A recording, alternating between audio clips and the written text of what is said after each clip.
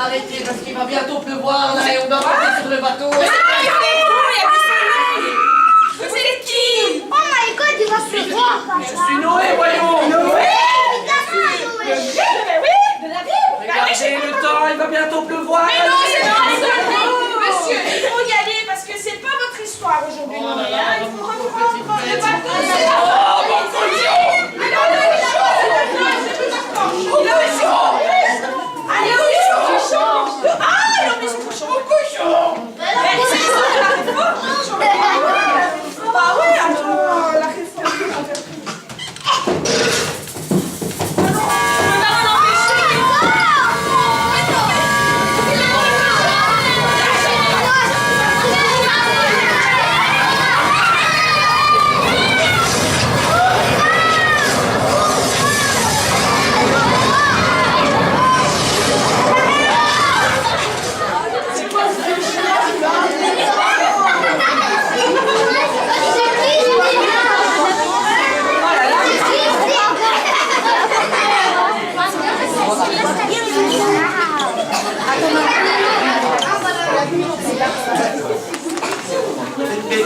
Qu'est-ce que je fais ici, moi? Mais je sais pas.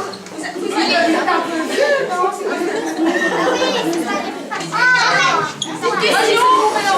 Comment allez-vous, monsieur?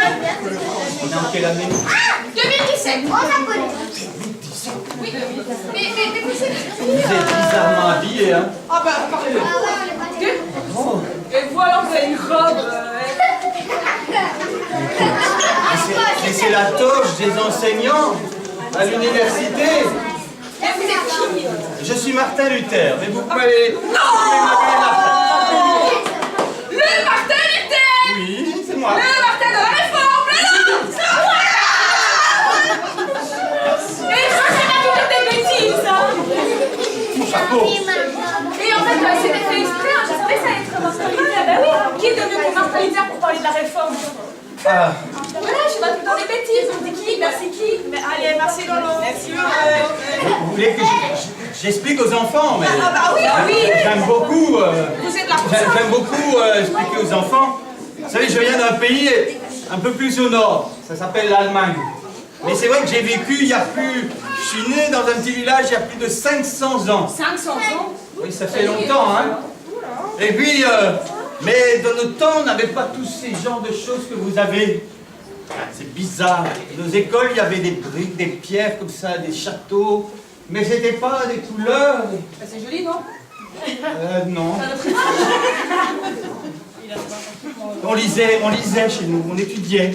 Bah, nous aussi. Oui. De temps en temps. Mais de notre temps, il y avait aussi des choses terribles. Oui, il y avait... Les gens avaient très peur parce qu'il y a eu une maladie qui s'appelait la peste. Et si tu touchais la main de quelqu'un, tu mourais. Et il y a eu beaucoup de parents qui sont morts, beaucoup d'enfants. Et tout le monde avait peur. On avait peur même de Dieu. On disait c'est Dieu qui nous envoie ça. Et alors, ils priaient, il y avait toutes sortes d'histoires sur le ciel, l'enfer. Les gens avaient peur. Et ils voulaient faire des choses pour dire « Dieu, pardonne-moi ». Et c'est comme ça que j'ai grandi. Et puis je suis rentré à l'université pour faire des études de droit. Oui, mon papa voulait que je sois un grand avocat. Bah, moi, j'ai toujours cru que vous étiez moine. Excusez-moi, mais moine, c'est quoi un moine? Alors, un moine, c'est une personne qui vivait à l'écart du monde, avec des personnes plus ou moins comme lui, hein, on peut dire ça comme ça, et qui avait choisi de se consacrer à la religion chrétienne. Hein. C'est comme si au lieu de dire pasteur Eric, on disait moine Eric. Allez-y, Martin, continuez. On en reparlera, hein, parce que vraiment, c'est vraiment bizarre. Oh, pardon. Et puis, tu veux savoir la suite alors? Eh bien, c'est vrai que je voulais devenir avocat, mais il s'est passé quelque chose dans ma vie qui a fait que je suis devenu moine. Vous voulez savoir ce qui s'est passé? Ah, donc. Ah ben voilà. Eh bien, pour aller à l'université, c'était une école, hein, je devais traverser une forêt. Et puis là, d'habitude, c'était déjà pas très gai, mais ce jour-là, il y a eu une grande tempête. Oh, ça vient d'où? C'est pas l'habitude, hein. C'était comme ça. Et j'ai eu très peur. J'ai peur de mourir. Et comme j'avais peur de Dieu, j'avais peur d'aller en enfer. Il y a eu une larve à côté de moi. Et la foudre est tombée sur lui. Et moi, je suis tombé par terre en disant, Seigneur, Seigneur, Dieu, si je sors vivant ici, mais je vais rentrer dans un monastère et je deviendrai moine. Ok! J'ai compris! Vous avez survécu et du coup vous avez tenu votre promesse! Voilà. Tu vois? Et donc, je suis devenu moine. On comprenait beaucoup, on était très très sévère. On devait beaucoup prier, beaucoup lire les textes, la Bible, et beaucoup, je me frappais parce que je voulais vraiment plaire à Dieu. Je suis même parfois tombé dans les pommes, tellement je m'étais frappé. Oui, oui. Et donc, j'ai continué, j'ai reçu un diplôme et je suis devenu professeur de l'université parce que j'avais étudié tout ce qu'il fallait. Et c'était bien ça, parce que j'aimais bien ce côté-là. Parler aux jeunes, parler aux grands enfants et leur apprendre les choses de Dieu. Mais j'avais toujours pas la paix dans mon cœur. Moi, j'avais peur de Dieu, peur de mourir. Vraiment, c'était terrible. Et alors, j'étais tellement bien considéré qu'on m'a envoyé en délégation à Rome. Parce que à Rome, c'était là où habitait le chef de tous les chrétiens. On l'appelait le pape. Ah, bah oui, le pape. Ah, mais laissez-moi deviner. Est-ce que c'était comme vous l'aviez imaginé? Moi, j'imagine que oui. Non. Oh. Non. Ça, c'était pas tout à fait ça. Moi, je m'attendais à trouver des gens qui priaient, qui passaient leur temps à la fois dans l'étude, à la fois pour aider les autres. Eh bien, non. Les gens, les prêtres de l'église là-bas, ils voulaient seulement se montrer avec des beaux habits. Des habits avec des paillettes? Ouais, le pape avait... Comment? C'est un pape à paillettes. Et il se montrait dans des carrosses. Comme les princesses? Plein d'or. Et il se prenait. Et moi, j'ai compris. J'étais triste parce que les gens qui auraient dû donner l'argent aux plus pauvres, ils préféraient le prendre et le mettre dans leur poche. Et qu'est-ce que vous avez fait après alors? Ben, je suis retourné en Allemagne. Et il faut savoir, hein, quand j'étais à Rome, j'ai monté les marches. Et je ne sais plus combien il y en avait. Et à chaque marche, je priais. Je dis, Dieu, pitié de moi, que je n'aille pas en enfer. Oh, à genoux? À genoux. Les escaliers? Oh, j'avais vraiment des genoux en compote. Oh là là, que Et j'imagine. je suis retourné, j'avais pas la paix toujours. J'avais seulement la paix quand je lisais la Bible et quand je pouvais parler avec mes étudiants. Et un jour, il y a quelque chose de super. J'ai découvert un secret dans la Bible. Un secret? Vous aimez bien les secrets? Oui, moi aussi j'aime bien les secrets. T'aimes bien les secrets? C'est le verset. Ah, mais je crois que vous l'avez là, mais je l'ai apporté dans un parchemin. J'ai découvert le verset de Romains 1, 17. Le juste vivra par la foi. Ah bah ça, il est court, c'est court ça. C'est facile à apprendre par cœur. On va leur apprendre? Bah ouais. Allez, vous allez répéter après nous. Hein. Allez, nous, on dit le juste vivra par la foi. Voilà, oh, bravo. Vous avez vu combien d'étudiants ici? Oh, ils sont bons, hein. 2017, Generation. Ouais. Eh bien, ce jour-là, j'ai compris que pour être bien avec Dieu, pour avoir la paix avec Dieu, pour être vu juste devant Dieu, il fallait une seule chose, c'était la foi. Il fallait croire en l'amour de Dieu, en l'amour que Jésus a exprimé en mourant sur la croix. Et ce jour-là, ça a été extraordinaire. Je suis né de nouveau ce jour-là. Oh, l'amour de Dieu, c'est quand même merveilleux, hein. Et le paradis, il est gratuit, c'est ça en fait, la grâce. Oui, c'est la grâce. Et c'était tout le contraire de ce qu'on nous avait toujours enseigné. On nous disait sans arrêt, si tu veux aller au paradis, il faut payer. Et on obligeait les gens à payer pour que leur âme aille au paradis. Et qu'est-ce que l'Église faisait avec tout cet argent? Ah, tu veux savoir? Ah oui. Eh bien, ils achetaient du matériel pour construire des grands édifices, des grands bâtiments, des basiliques Saint-Pierre et d'autres choses comme ça. C'est le peuple allemand qui a payé pour ça. C'est vrai que les gens n'étaient pas contents. Hein. On avait besoin d'un grand changement. Ah. Et moi, j'étais en colère. La seule chose que j'avais envie de leur dire, vous voyez, les gens, ils n'avaient pas beaucoup d'argent. Et ils donnaient, et on venait leur chercher leur... Non, mais j'étais en colère. Je voulais leur dire, mais c'est pas en payant qu'on peut être sauvé. C'est pas en donnant de l'argent qu'on peut être pardonné. Ah. Je commence à comprendre pourquoi ça s'appelle la réforme. Oui. Réformer, ça veut dire changer. Et vous avez changé ce qu'en quoi pensaient les gens, croyaient les gens. Voilà. Et c'est là que nous arrivons ce 31 octobre 1517. 1500. C'est bientôt 50 ans de l'anniversaire de la... 500 ans. Ah, vous croyez? De l'anniversaire de... Et je suis pas encore habitué. Ah ouais. 2017. 2017. C'est bientôt, donc ça va être l'anniversaire de la réforme. L'anniversaire, l'anniversaire, l'anniversaire. Qui dit anniversaire dit chanson. C'est quoi?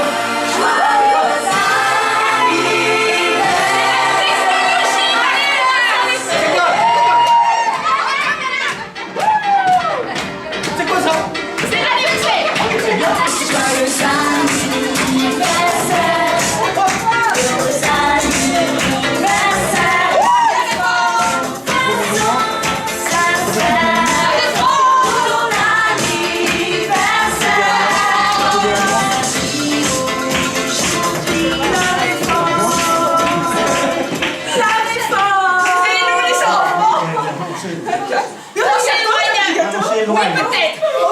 On s'éloigne.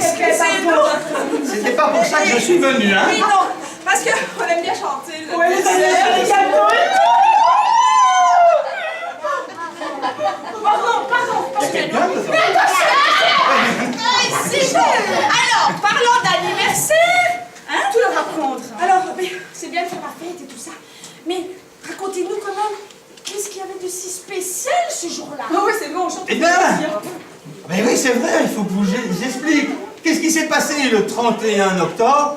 Eh bien, vous savez, moi j'aimais beaucoup écrire. Ah non, c'est pas celui-là. Il est pas venu. Ah oui, bah la vieillesse, hein. Attendez. Je vais déposer ma Bible. Oui, peut-être. C'est une vieille Bible, un abîme pas. Faites à votre aise. Non, on n'y touche pas. On en a des bibles, vous savez. Lolo touche pas. Ah, vous lisez encore la Bible? Ah, ça c'est super. Vous avez tous une Bible? Ah, c'est merveilleux. Alors, le 31 octobre, j'avais écrit 95 idées nouvelles pour changer, pour rendre l'Église meilleure. 95 manières différentes pour dire qu'on n'est pas sauvé en payant de l'argent. 95 idées pour dire non, vous n'avez pas besoin de faire des choses qui vous fassent du mal. Dieu vous aime. 95 façons de dire que la foi sauve et que sa parole, j'arrive presque au bout, et que sa parole seule est la vérité. Et qu'est-ce que vous avez fait après? J'ai écrit tout ça, et ce jour-là, j'ai été le maître, je ne sais pas si Sieur David a 2 punaises, j'ai été l'affiché sur la porte du château de ma ville. Et là, vous savez ce qui s'est passé? Tous les étudiants ont été bouleversés par ces idées.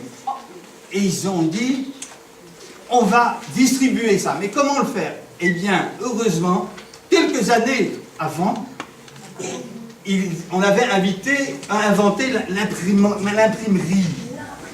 C'est-à-dire, on mettait des petites lettres, et puis on tournait pour qu'une feuille à la fois soit imprimée. Et ils ont... beaucoup de photocopies, hein, Photocopie, on n'avait pas ça.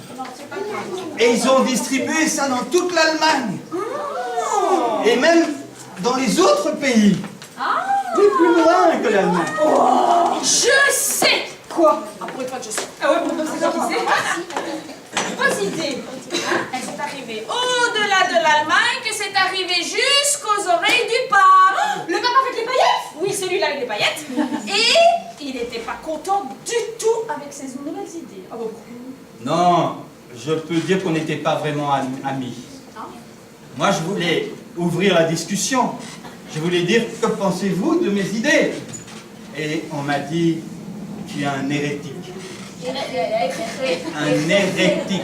Hérétique? Oui, il a envoyé des espions qui ont failli me tuer. Mais c'est grave ça! Et vous étiez tous seuls face à ces gens? Heureusement, les professeurs avec moi, et l'un d'eux était le prince de la région, ils m'ont soutenu. Mais c'était un temps difficile. Plusieurs personnes ont été mises sur un bûcher. Et vous avez fait comment pour vous échapper? Ah, ça c'est toute une histoire. Vous racontez? Oh, Tu veux que je raconte? Bah oui, bah oui. Eh bien, un jour, les amis du prince, ils sont venus, ils m'ont déguisé. Et j'avais chaud, hein, comme maintenant. Et alors, ils m'ont enlevé dans un carrosse et ils m'ont caché dans un château. Et je suis resté dans ce château, c'était presque un cachot. Et ils m'ont dit, on fait ça pour que tes ennemis ne te tuent pas. Mais ça devait être horrible d'être enfermé sans pouvoir rien faire. Et vous avez fait quoi après, alors comme ça? Ben alors, pendant ce temps, plutôt que de rien faire, hein, j'ai commencé à traduire la Bible dans la langue de mon pays. Laquelle? En allemand. Vous avez traduit la Bible en allemand? J'ai traduit la Bible en allemand. Ça va être difficile, ça a duré à peu près un peu plus d'1 an, mais j'avais pas de dictionnaire, j'avais pas d'objet comme ça, comme vous appelez ça. De quoi? Un smartphone? Des tablettes où il y a des images comme ça. Et qui fait qu'on se dispute entre frères et cousins et tout, hein. Et j'avais pas tout ça. Eh ben, chapeau! Moi, Dans ma je tête, dis- alors j'ai traduit Non, hein, la Bible. Pardon? Non, mais c'est pas grave, Martin. Mais donc c'est bien. Donc vous avez traduit la Bible en allemand. Mais pourquoi? Et parce qu'à l'époque, on ne la lisait qu'en latin. En latin. Ils connaissent pas le latin. Prosaïque. Oui, c'était ça. Et c'était la langue des Romains. Depuis 1500 ans, mais plus personne ne comprenait le latin, sauf les prêtres, les moines. Et plus personne, ils allaient à l'église, ils entendaient des drôles de choses et ils ne comprenaient rien. Les hommes en paillettes? Oui, la bande là. Et c'est comme ça que j'ai traduit pour que le peuple, avec des mots tout simples, parce que moi je voulais que tout le monde puisse lire la Bible. Ah, je commence à comprendre pourquoi alors on dit que c'est l'anniversaire de la réforme. Vous en avez changé les choses. D'ailleurs, Lolo, nous aussi, on devrait changer. Ouais, hein, je pense aussi, ouais. Et j'ai changé aussi, par exemple, tous les chants étaient en latin. Les gens chantaient et ne comprenaient rien.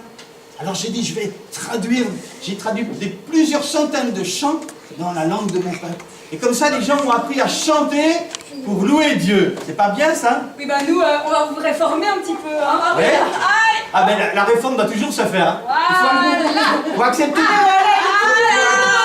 changer, hein, sinon ça va pas. Hein. Et ce que j'ai aussi fait, j'ai encouragé tous les princes à ouvrir des écoles comme celle-ci. Des écoles chrétiennes où les enfants peuvent apprendre, bien sûr à lire, à écrire, mais surtout à lire la Bible. Et surtout à découvrir par eux-mêmes comment Dieu peut leur parler.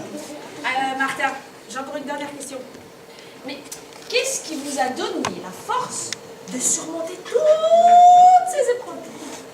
Eh bien, si je dois résumer ça en un mot, je dirais c'est parce que j'étais amoureux de la parole de Dieu. J'aimais passer du temps avec Dieu et lire ce qu'il nous a écrit. Et ça me réchauffait le cœur. Et je voulais que tout le monde vive cela. Et c'est pour ça que j'ai tenu jusqu'au bout en disant mon cœur, ma conscience est liée à cette parole. Wow. Et j'ai donc parlé de ça. Martin, Oui. mais donc si je comprends bien, ce jour est vraiment important parce que grâce à vous on peut lire la Bible et la comprendre. Voilà. Et on sait que le paradis c'est gratuit Oui. si on croit en Jésus. Et donc on n'a plus peur de la mort. Oh, mais c'est Lolo, elle a très bien compris. Hein, Moi j'ai bien fait d'appuyer. Ah bah oui. Et Martin, vous voulez bien rester avec nous? Parce qu'on va dire merci à Dieu pour ce qu'il a fait il y a 500 ans et pour ce qu'il va encore faire pour nous. je peux pas enlever ça si on prie. Oh non, vous êtes... Si, mais donc on va le remercier, hein, parce que grâce au courage qu'il vous a donné, mais nous savons que nous ne devons pas payer pour aller au ciel. Nous sommes sauvés gratuitement. Il est stylé comme ça, non? Donc, nous sommes sauvés gratuitement, ça veut dire que c'est un cadeau, c'est une... On recommence? C'est une... Eh, ils sont beaux nos élèves. Ouais, ils sont beaux. Ah, t'es jaloux, hein? Tu vois l'école en couleur, hein? Vous faites un très bon travail. Ah, je me dirais bien de rester là, mais je vais rester un petit peu. Vous voulez rester avec nous pour continuer à louer le Seigneur? Oui. Ça dérange pas, on vous renverra après chez vous. Je peux chanter un de nos vieux chants si vous voulez. Non, allez.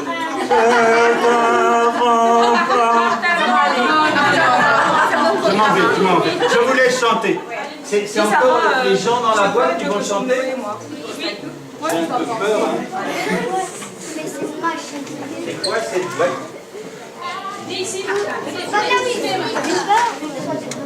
Il n'a peut-être pas donné sa vie comme ça à Dieu et il n'aurait pas eu toutes ces choses. Donc là, il a traduit la Bible pour qu'on puisse la comprendre, il a traduit les chants. Donc imaginez-vous maintenant, si ça ne s'était pas passé, eh bien, vous serez tous ici et Martha et moi, ben, on parlerait sic et num deus. À vos souhaits. Voilà. Et en fait, ben, vous n'avez pas le choix, vous ne comprenez pas, ce n'est pas grave, nous on comprend, c'est plus intéressant. Ok? Et les chants c'était pareil. Donc au lieu de nous sommes une génération, je sais pas moi, sic et num deus nani nana, vous ne comprenez pas, on s'en fiche. Nous on comprend, c'est le plus important. Eh bien c'était comme ça avant. Vous vous rendez compte comment c'était triste? Eh bien grâce à Dieu qui a touché le cœur de Martin Luther, eh bien aujourd'hui vous avez tous une Bible à la maison, je l'espère. Vous pouvez la lire, vous pouvez prier, vous pouvez comprendre. Quand le pasteur Eric ou Sébastien ou Timothée nous parlent de Dieu, quand vos moniteurs vous parlent, vous comprenez. Et ça change vos cœurs. Donc aujourd'hui, on a de quoi remercier le Seigneur. Hein? C'est vrai. Merci Seigneur. Et en effet, aujourd'hui, parce que nous célébrons la grâce de Dieu, cette grâce que Dieu nous a faite. Alors, les chants que nous allons chanter tous ensemble, ils parlent tous de la grâce. Est-ce que vous savez qu'est-ce que veut dire grâce? Grâce. Non. Tu sais pas? Grâce. Quelqu'un sait, les grands? Non? Personne ne sait? Alors, la grâce, ça veut dire une faveur imméritée. un cadeau qu'on n'a pas demandé, on n'a pas mérité. C'est gratuit. Dieu, il nous a fait grâce d'aller au ciel par la foi. Vous avez compris? Oui. Alors, si nous croyons en lui, nous pouvons tous aller au ciel sans payer. C'est ce que Martin nous a raconté tout à l'heure. Hein? Vous avez bien compris? C'est génial. Hein? Allez, on va chanter et louer Dieu. Et on va commencer avec un chant qui dit « Oh, Happy Day ». Vous connaissez? Oui. On chante? Tous ensemble?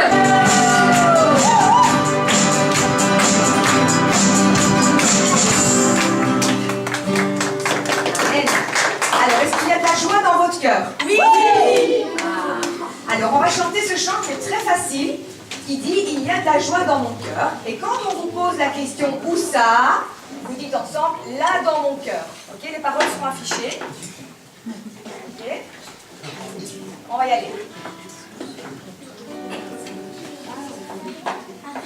Ouais.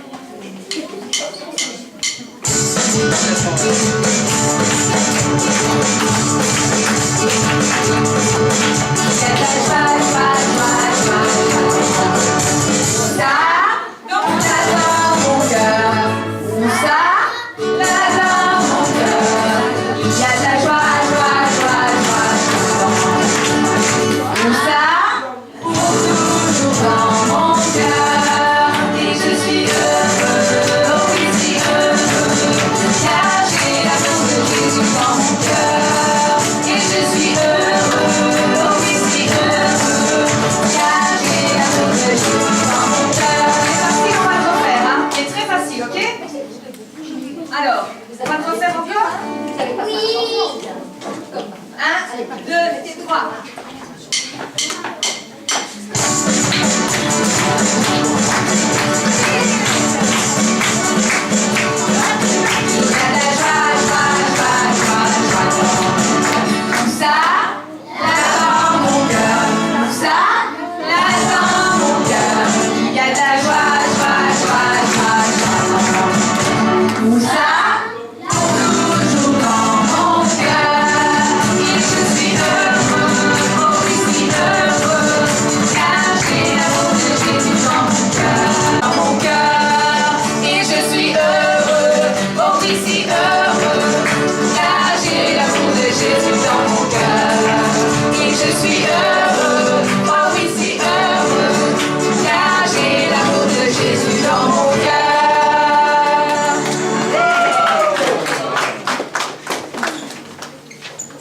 Alors, on va continuer avec ce chant qui dit « Nous voulons voir Jésus élevé ».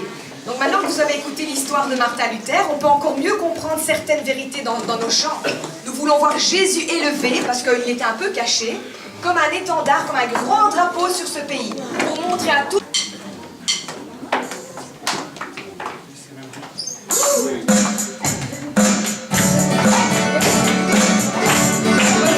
Pour ceux qui connaissent, hein.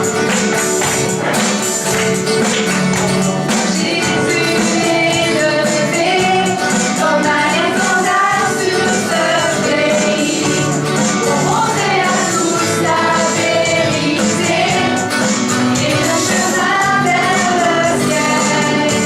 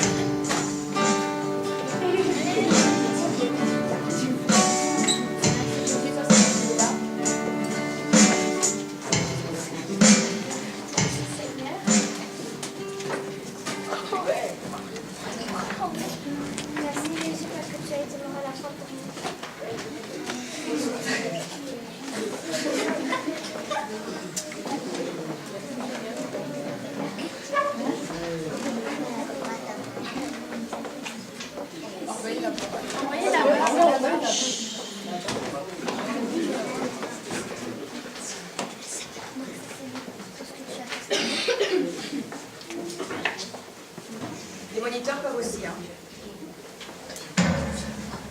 Merci Jésus parce que tu es vivant et qu'on a la Bible pour lire ta parole et te connaître.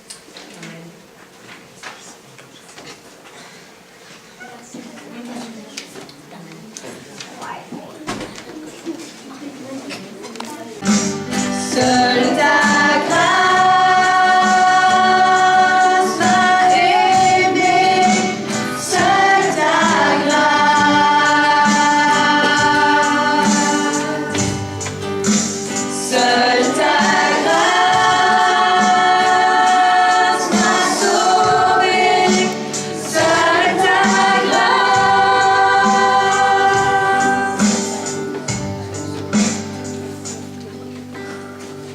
On va finir tous ensemble, un bon Dieu, avec la première chant que nous avons chantée. Et là, on veut vraiment que vous chantez fort, que vous dansez. On peut se